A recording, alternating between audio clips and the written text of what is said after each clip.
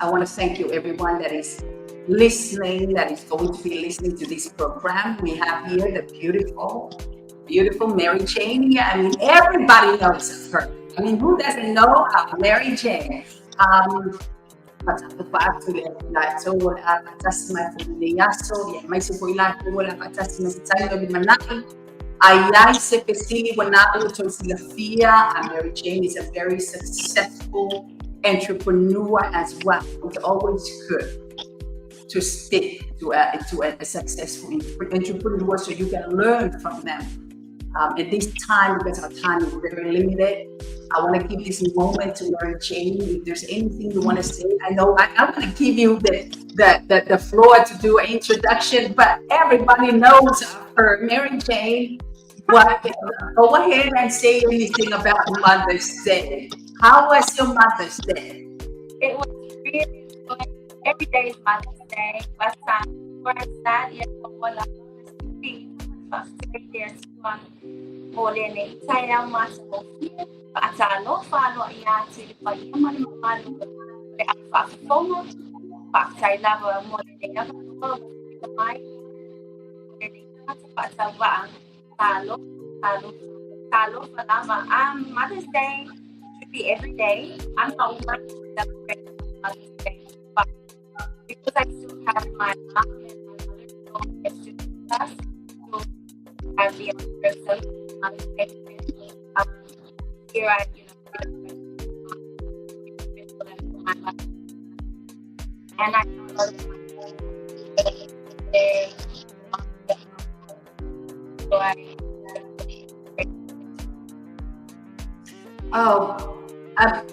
if you can hear us, please text us or comment.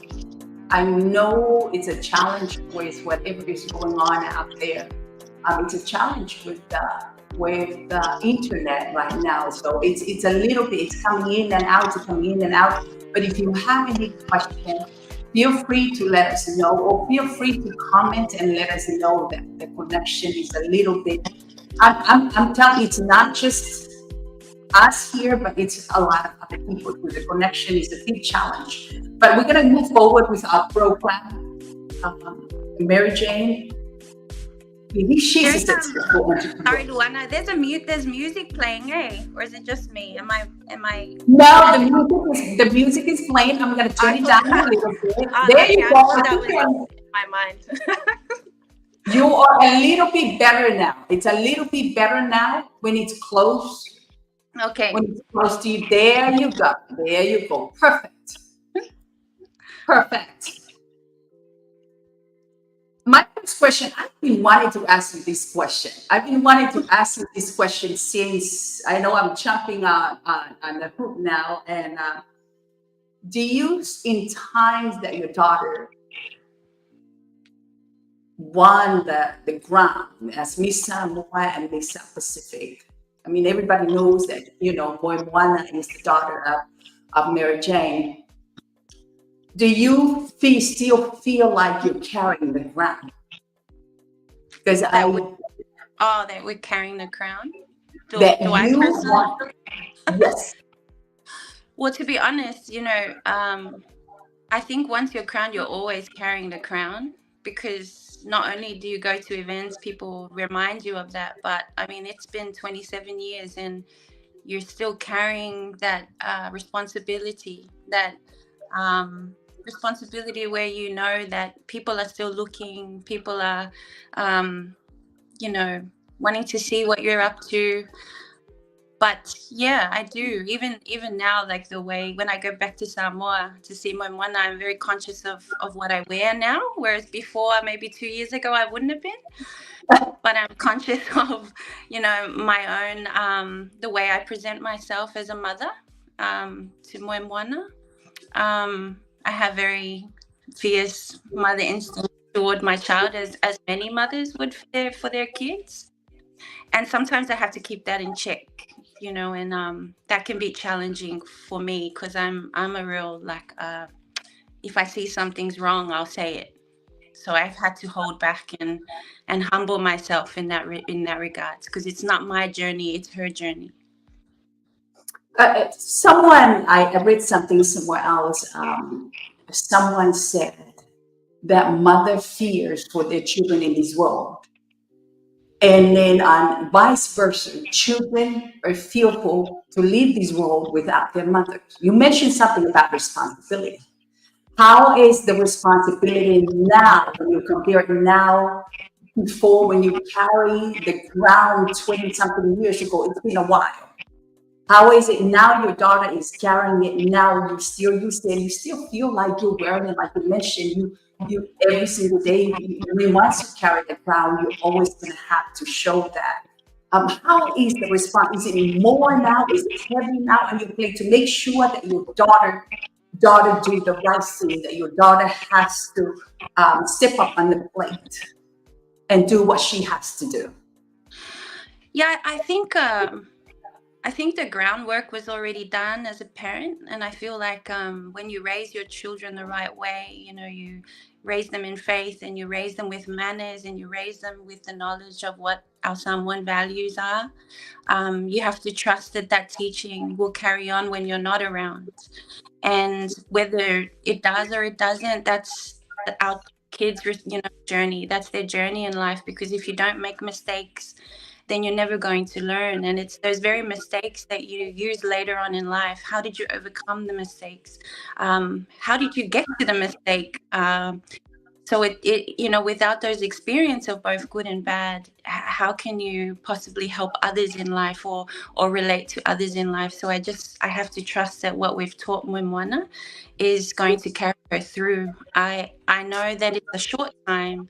1 year goes very fast, and the privilege of Moana is she's been blessed with a huge village of people, and we want to support we can.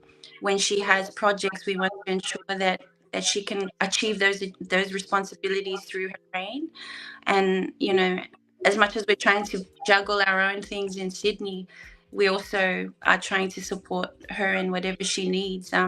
Every night she's on the phone with her siblings. I think one of the things is she misses her brother and sister, and she's still trying to, as the oldest child, she's still trying to tell them what to do from Samoa, which I'm really grateful for, because there's things as I'm mid 40s now, I'm going to miss things. I don't know what a lot of the younger generation and what they go through, and I'm grateful and I'm thankful to God that I, when one is like a mother figure and a big sister figure to them.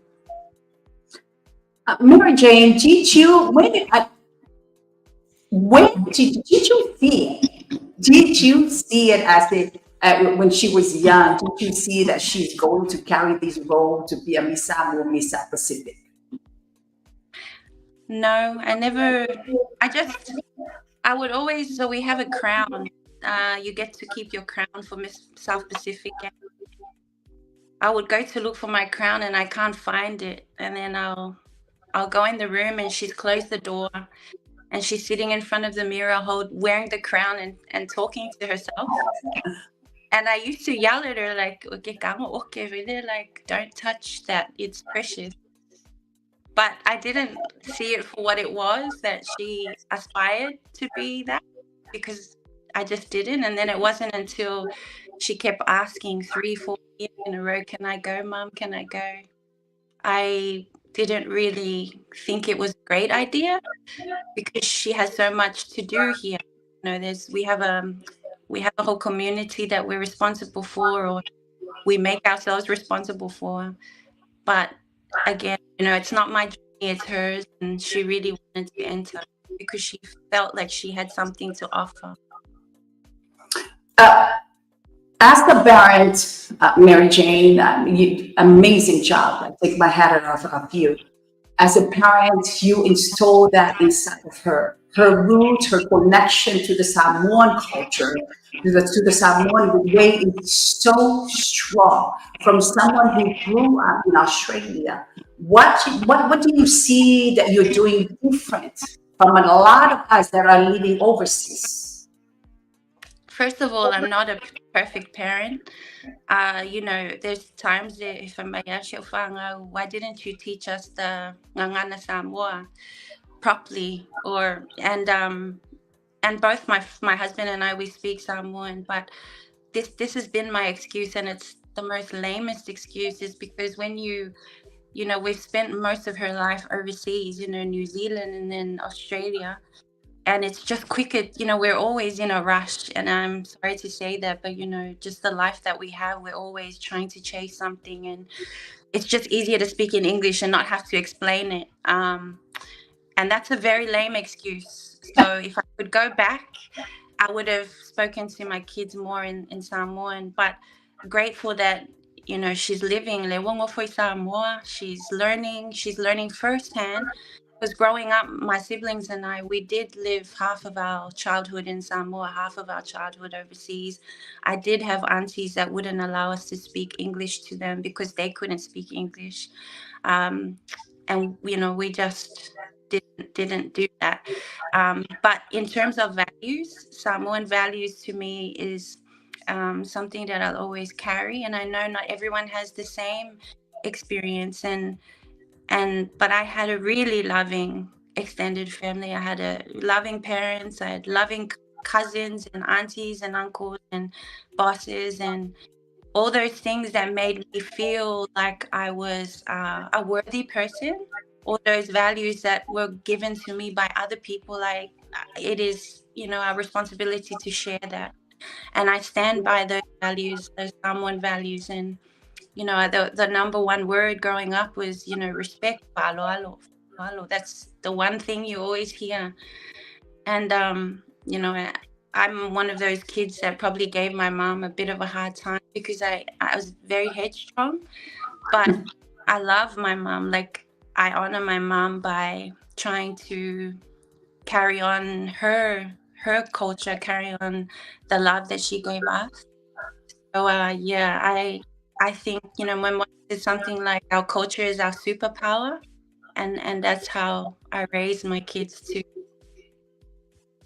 Maryjane, I know there's so much that she's carrying on your plate, on your plate, but we're talking about Roy now, and I know there's so much that she's carrying.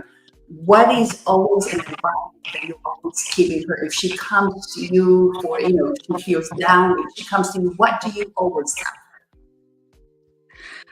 Well, to be honest, I go to her for advice. That's the honest truth. Because I'm going to talk as a woman because it's about Mother's Day. As a woman, and men do not understand this.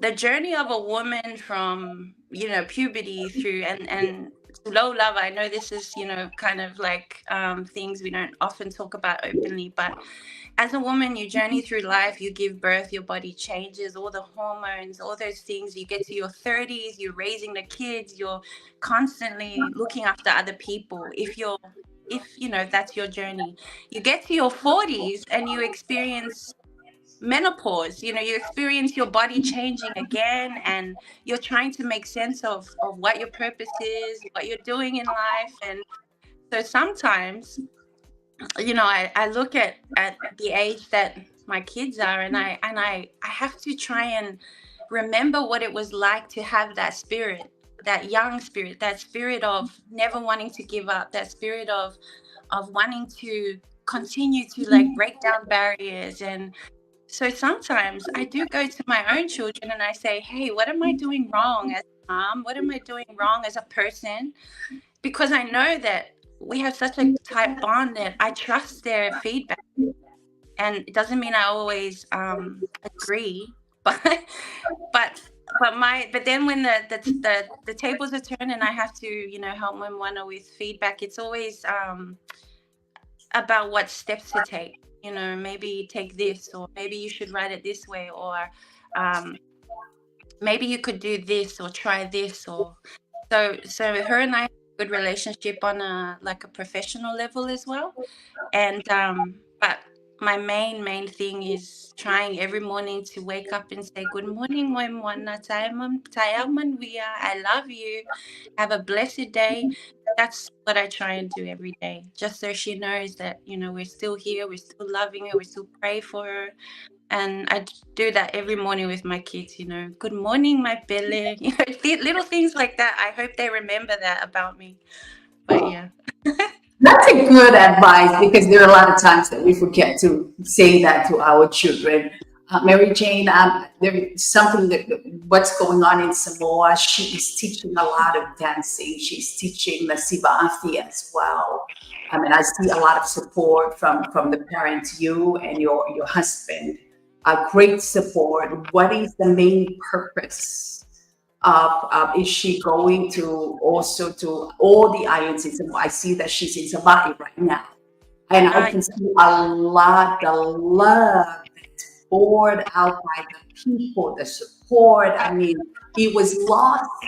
I mean, that feeling of love, that the dance, love holding the, for the Sivafi. I mean, she brought that back to the island. What do you say about that, Maryjane? Well, first of all, the one thing about our feelings about Sivafi, it originated from Samoa. It's Samoan. It comes from Samoa. So deepest respect to our Sivafi performers in Samoa. That's first and foremost. We never wanted to ever feel like, coming into Samoa and thinking you know more than anyone else. Absolutely not. I think what Samoa brings to the table in terms of Sivafi is that savagery, is that real warrior spirit. The danger element to Sivafi in Samoa is, more than others, because they still use petrol. In overseas we have the benefit of using this camp light thing. I can't fuel light. And so it's not as hot as, say, petrol. So I just want to shout out to the Sivafi guys in Samoa. Deep respect to them. Secondly, I'm not an expert on Siva Samoa. We can only share what we know. I think the thing in South Silafai isn't so much what is taught, but it's the love that encapsulates in those teachings.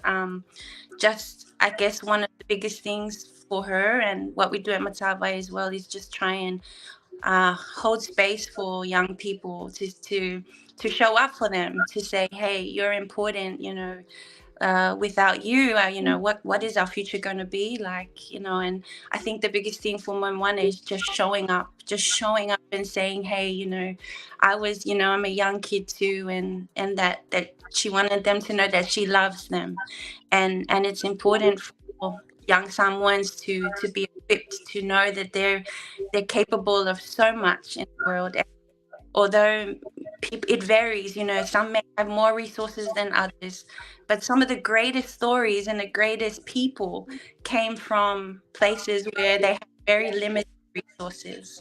So what young Samoan kids can offer from the islands is what a lot of young kids in Australia and outside crave for.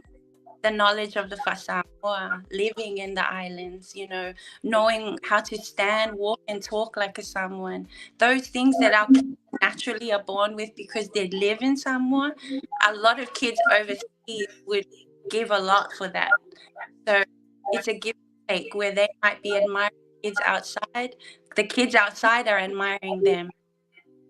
So Tapu Silafai is about, just saying, reaching out and saying we love you and holding space for young people. And what I love about what she's doing is that the people are not coming to her. She's going there where they are. I mean, she already did that in Upolu, and now she's in Savai already, right? Yeah. No, Savai, she was only a 3-day. So yeah, it was 3 days. Fred and my husband and I flew over just to help, and she's doing a movie too, so we were, just to help to support.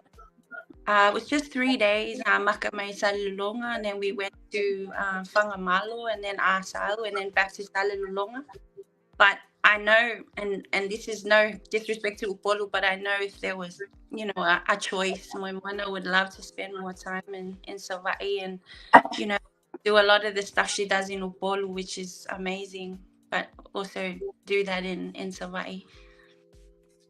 What is your success? What is the key to your success with Matabai? I follow the platform of the Matabai dance group, and ever since in the beginning, now I can see the spirit of growth is overtaking the Matabai platform. What is your key to success, Maryjane? I guess what it would be really, what do you term success? Is success having a lot of money? Is success being well known? So for me, success is the very essence that Motave brings to me. It's the essence of community. It's the essence of knowing that you make it not, well, that's a really kind of arrogant thing to say, but I know that at Motave, kids feel safe there. They feel seen and they feel heard, and then you get to teach them some dances and have fun with them, and and we do dancing, but we also offer mental health support. So and this is everywhere. The world is so fast, social media is fast, and it's going so fast, but how do we equip our kids with the mental health strength to overcome challenges? A lot of them go to church. So at Matavai, we also offer what's called a Talanoa Sydney. So we have social workers. We have Western Sydney University social work students. They do their work placements at Matavai. For anyone running an academy or dance group, I highly recommend social working or mental health awareness programs going hand in hand with whatever it is that you do with the arts, because a lot of our kids are so creative, but it's how they unpack those emotions. A lot of them may not understand that what they're feeling is when they're feeling a little bit low, just reminding them that those low times pass.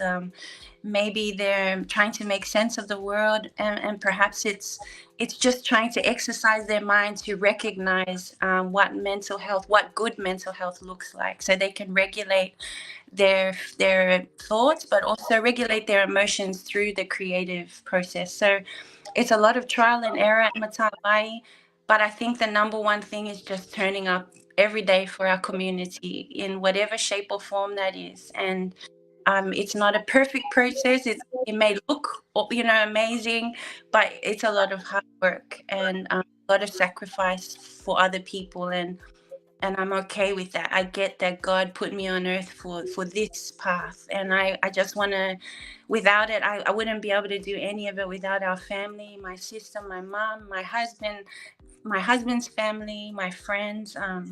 So it's not just me. It's a lot of people connected together that creating that space. That's amazing, amazing. You mentioned something that really caught my attention. You said that there are a lot of times that you go to Moana, to your children, just to talk to them about, if you're doing something wrong. I mean, are you doing a great job? I love it. I'm learning that. I'm learning that from you because, we grew up in the island where it's usually so making of why we always shut them down. We always shush them away, or whatever you call it. And whenever they, I love that. There are so many children, some of the children from the island who are going through mental health just like that. And some of it is part of it being from home. Part of it is from home. What can you tell a single mother that's out there who's struggling dealing with relationship? What advice would you give to a single mother out there who needs help? Well, I can't say I know more than them because I'm not a single mom. But hats off to all the women and all the single dads too that are just trying to make the most and the best out of what life has dished out to them. a lot of our most strongest kids that come through Matavai are from single parent households, which I just admire. So I often look at those moms or dads and look at them with such great admiration. And, you know, again, like I like to talk to people like that and get advice from them as well. Because I mean, the amount of strength that it would take, you know, to be able to hold down a house, hold down children, and put them through school, I can't even fathom what that must be like. And so as much as I would like to say I have advice, I don't have advice. But what I can say is, like, I see you and I admire your strength, and like I said, I've seen so many kids from single parent households that have been killing it in our classes. Like, they are standard. Like, there's something in them that they know they have to make up for their mom or their dad, and like, I see kids like that and I think to myself, God, like, really bless their lives. Even though there's one parent, God bless their lives in ways where what they can offer the world is quite unique as well, because you know, there are a lot of other people going through it as well. So yeah, shout out to them. Advice, just mental health is important. Faith is important too, but there are you know, like, we have moms that come and take classes at Matavai just to laugh at themselves. So yeah, just don't ever stop laughing at yourself, I guess. I still laugh at myself. Yeah, people think, oh, she has it so together. I don't. I really don't. I have meltdowns a lot, and I laugh at myself a lot, and my kids laugh at me a lot too. Sorry. You mentioned something that because it's Mother's Day and it's Mother's Month, and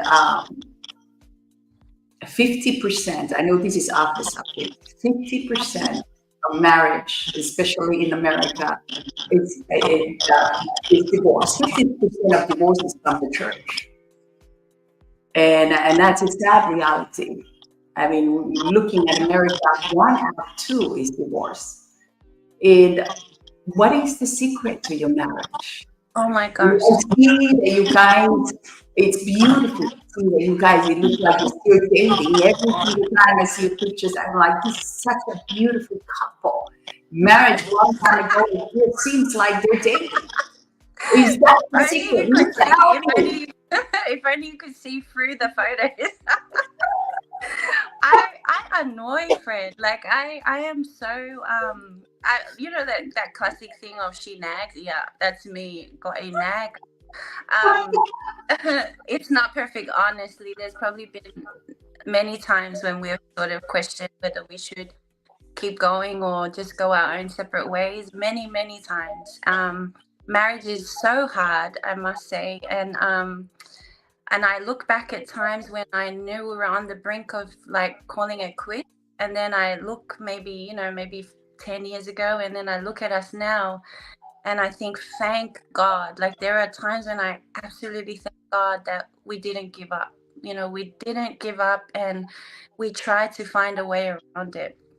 And I gotta, like, say, I have, like, my sister, my mom, our families have always been supportive of us when we go through those times. And I think the biggest thing is, and this is, like, all credit to Freddie, my husband. He has that spirit where he just doesn't give up. He doesn't give up on anything. And the one thing that he would never give up on is his kids. And if it's something that would impact his kids, then why would he give that up? You know, and that's where our marriage has been through, you know, ups and downs, and it's by no means perfect. I'm not perfect. Freddie's not perfect, but our kids are the reason why we continue to fight for our marriage. And this is the journey I think I'm grateful to God is through this Miss Samoa experience with Mwana. It really has brought us together closer as a family unit, and just being able to team up and help her achieve those goals has been a real and a blessing, and I'm so grateful for her for that. And yeah, so please, if you see a photo, you have not seen the argument that happened before and after, and the argument that it's so not perfect, but I do love and adore Freddie, and I respect him for never giving up. And yeah. Thank you. Thank you. What is that one advice?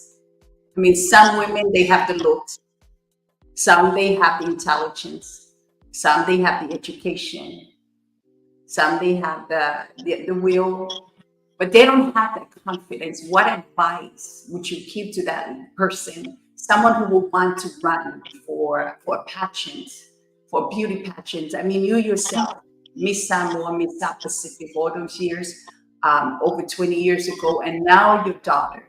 Go to your daughter, and now I, I'm going to steal these out. It looks like the next one looks like the other one is going to run for the for the Miss Samoa too. I mean, she's beautiful, intelligent. She's got the talent too. I mean, what advice would you give to that woman that wants to run for a beauty pageant but don't have the confidence? Yeah. Well, it's a practical advice. First of all, if that's what's the desire in your heart, then why not explore it? You only live once. Secondly, prepare yourself very well. You know, the caliber of the Miss Samoa now, especially with Onomea, is a lot of it is centered around the mind of the girl, as much as the outer beauty, but also how she presents herself. I don't think I've seen any other Miss Samoa that has done so many public speaking opportunities like Moana, and I feel like that's sort of the way Onomea wants to take the Miss Samoa title. I'm grateful to have the fact that the Miss Samoa is hired and she works under contract with the Samoa Tourism Authority, which has been something she's been responsible for since the Miss Samoa started. Not since it started, but when there were changes incepted in the 90s. So take it very seriously. Prepare your mind, your body, your soul. Pray. Make sure your parents are on board. Have your parents there. If they're supportive parents, have them there every step of the way if you so want. Nobody knows you better than your parents, and if it's hard for you to speak up and your parents or your older sister or older brother's there, that's a good thing. Maintain your voice. There's a reason why you had that feeling to want to answer, so don't deny or doubt your voice. God instills individual purposes in each and every one of us. So if you're chosen for that particular purpose, then there must be something inside of you that's unique and different to someone else. So don't be afraid of sharing that voice respectfully. You're still young and learning. Learn off other people. Seek advice from people. But most of all, prepare. Know what you want to look like, how you want to be perceived. What's your statement? What's the reason? Think about it, dream about it, study it. I know when Moana studied the Miss Samoa pageants for months and months before she studied every interview, she studied every outfit. Take it seriously. We're in a time and a place now with Miss Samoa where we can take it to wherever we want to take it as women. And why not take it to the utmost? Why not use the platform to speak on things that are important? Speak on the environment, speak on politics, speak on things that we're often told to shush up about. So yeah, find your purpose and just do it. You only live once. But yeah, hope that answered your question. I've always wanted to ask this question, Maryjane. Does if you become a Miss Samoa, Miss South Pacific, do you have to choose your own what you wear, or do they have to tell you what to wear? When you become Miss Samoa, I think, well, your designers do. I think it was a little bit different for Moana because her father and I, we're both, I guess, creatives. we work really well together as a team. You know, we've worked creatively since our kids were young. So we knew, like we talked a lot. We sat down and talked. She presented ideas and we talked about the idea. But then you have, you know, people like Onomea stepping in, which are like, you know, front runners in cultural creativity, the arts. And then they come with their ideas and it's, you know, exceptional. And so you've just got to trust that you can have a voice, and if you have ideas, then I think Onome is the type of team that allows for the girl to speak on what she wants to do, and then but they also bring something very something very extraordinary to the table creatively. There's I see that there's contestants running for the Miss Clopo, and I know it's a lot on her plate right now. Do you think that she will run for the Miss Clopo coming up? She did do a live a few weeks ago where she spoke about that. So I'm just going to reiterate what she said, because I don't want to speak for her. But no, Miss Samoa Global isn't something on her agenda. I guess it's different in the sense where she wants to choose how to be represented as a Samoan woman, and being represented on that stage for herself personally isn't something she wants to aspire to.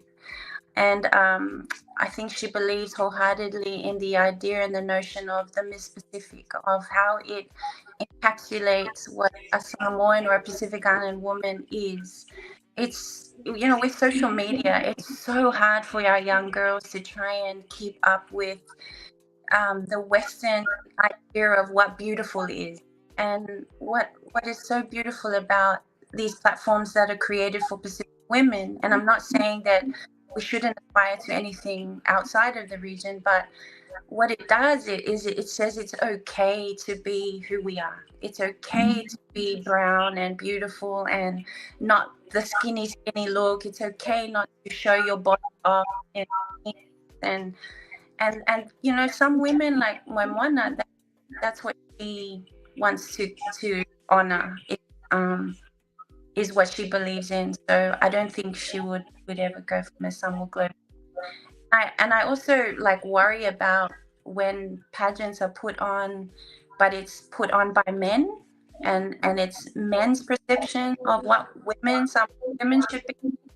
That's my personal opinion. Like, we as women should really be looking at that and questioning, you know, questioning things like that. So yeah, I don't want to get myself into trouble. So I have a lot to say about it. I don't want to be like another FAPAPQ drama.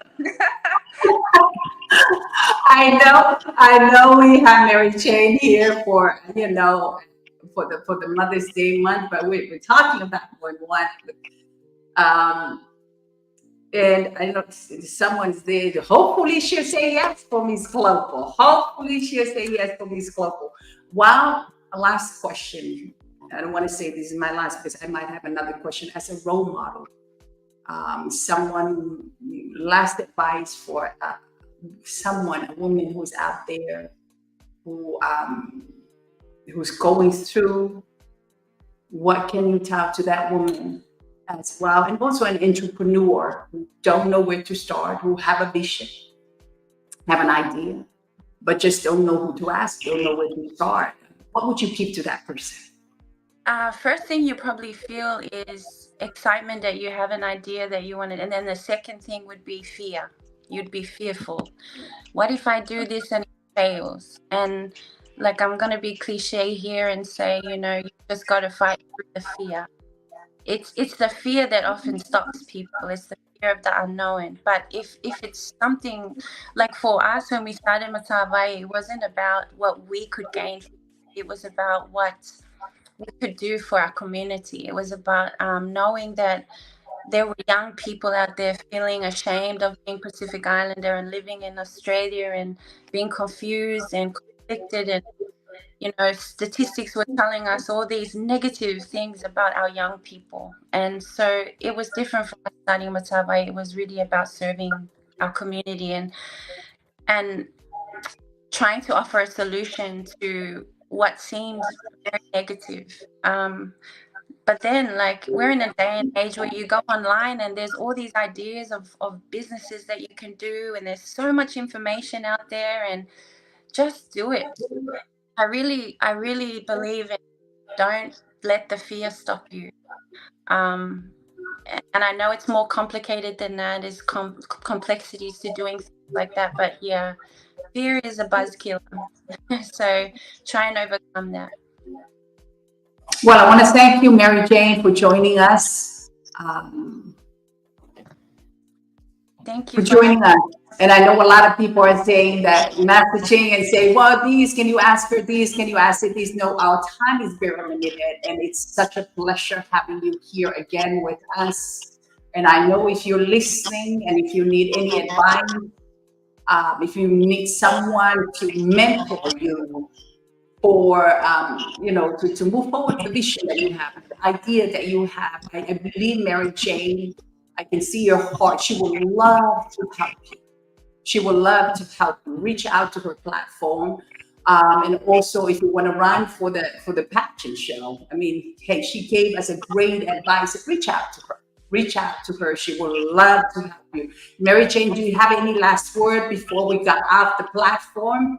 Sure. I want to say that Samoa, keep on being Samoa. Like, there's so much about our people, about the region, that just people look to for wisdom to the Pacific. We've come 3,500 years of wisdom, and I just want to say, don't ever shy away from what it is to be Samoan. We can often be taken away of the stress in life, but I'm one that if I'm conflicted, and this is my number one advice actually to my kids when they come to me, and they're not sure about something, I say to them, pray at night and God will show you the answers in your dreams, or it will appear the next day, or it will appear to you when you least expect it. And I believe in that.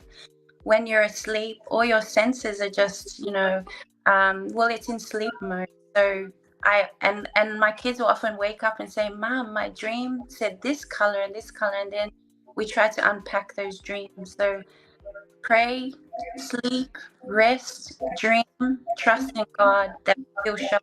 And if there's one thing that our ancestors left, it was faith in God. So trust in that always. Thank you so much for having me, Juana. I appreciate people listening. I'm sorry if I babbled, but God bless all. Thank you, everyone that's listening, and also those people those who are going to be listening later on. Like I mentioned, if you have any questions for Maryjane, I know some of you send questions. Our time is very limited. So if you have any other question, you can reach Maryjane on her platform. And also, what about the Matavai? Last question. This is my last question. The Matavai, if you live there or close by there, there's a fee to come there and join the dance group, right? Yeah, so there is, but we're located in Lurnia. There is a fee. There's government vouchers you can get, so it's creative and active vouchers. So we can take the vouchers. I think I want to say this, if you are a mom or a dad and your kids are going through a hard time and you think Matavai is a place that might be able to help them, by all means come down. Please don't make the fees be something that stops you. Our number one priority is helping young people. So yeah, if you're going through a hard time with your kid, especially our boys, please bring them down to us. We have Talanoa with the social workers, counselors, and it's all confidential. It's just the kids in the room having fun and learning. That's on a Wednesday at 5:00. But there's just so many people that I know it sounds so like cringe, but there's just so many people with love, that want to help our community and help our kids. So please don't let anything deter you from coming down. Even if you just want to stop by and talk to someone, we have people there that can, talk. That is amazing. Someone said you give little when you give something, but you give all when you give of yourself. I want to thank you, Maryjane, for what you do for our community, for what you do with our islanders, with the people from the South Pacific. I want to thank you, and also want to thank you for this time that you're giving to us. Thank you for all the wisdom that you share with us. I want to thank you, and I want to thank you. So join us next week for our next Fatata Noanga. And again, I want to thank you to all of you, and have a great week. Thank you. Faftai lava. Faftai lava.